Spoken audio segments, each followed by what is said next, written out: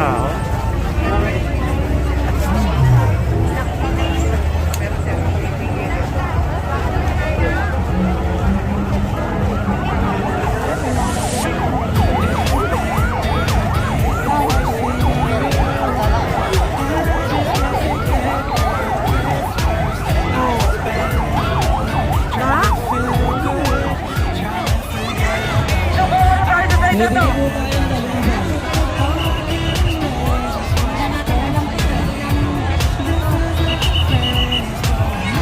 Haba pala oh.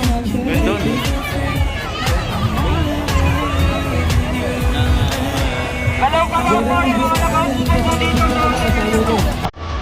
Pati. Jeremy Villa.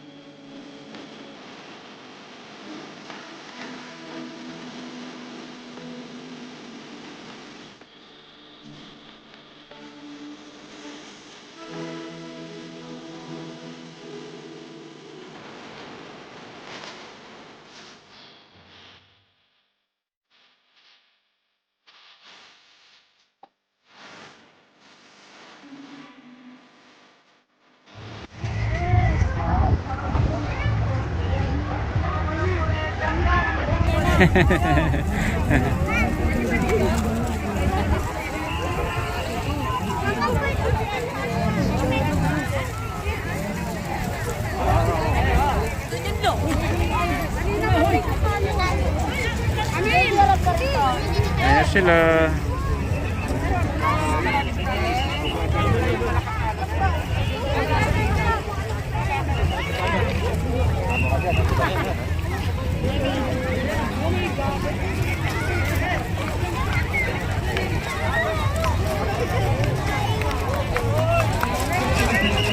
Ito si Bill. Pikiran mo na mo nakikita. TV.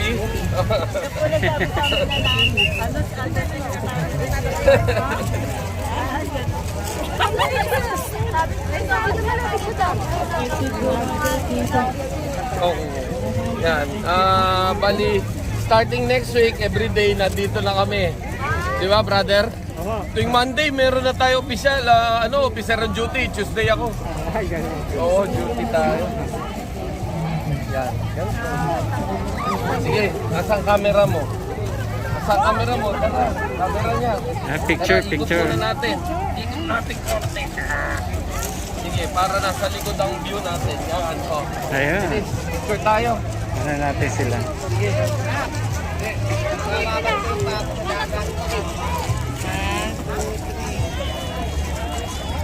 Ayaw mo yung ganun kamay mo? Ayaw mo taas gawin mo? Ayan oh.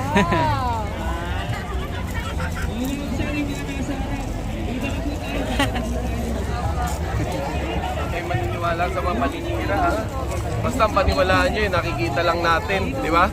Nakita mo, sabi nila. Oo, dati puro baso, bantot-bantot dito ngayon ba? Ganda na po, parang Boracay. Di ba? Sabi siya eh.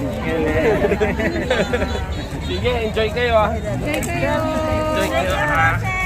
Enjoy kayo ha. Brother, excuse ha. Paano lang natin, para kita niya lang. Okay. Pagbigyan lang natin itong sexy sa likod niyo. Okay, thank you.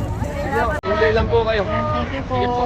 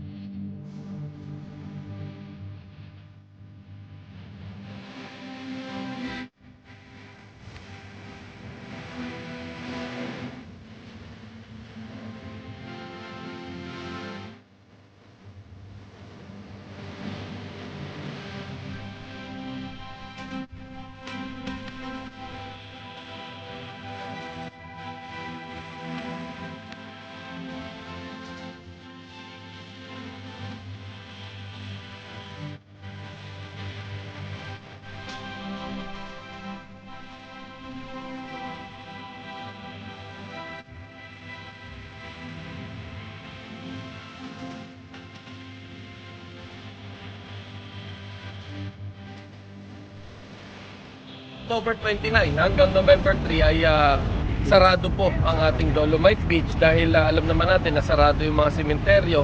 Baka humagdagsaan ng tao rito, hindi po natin makontrol. So isasara po muna ito temporarily, no?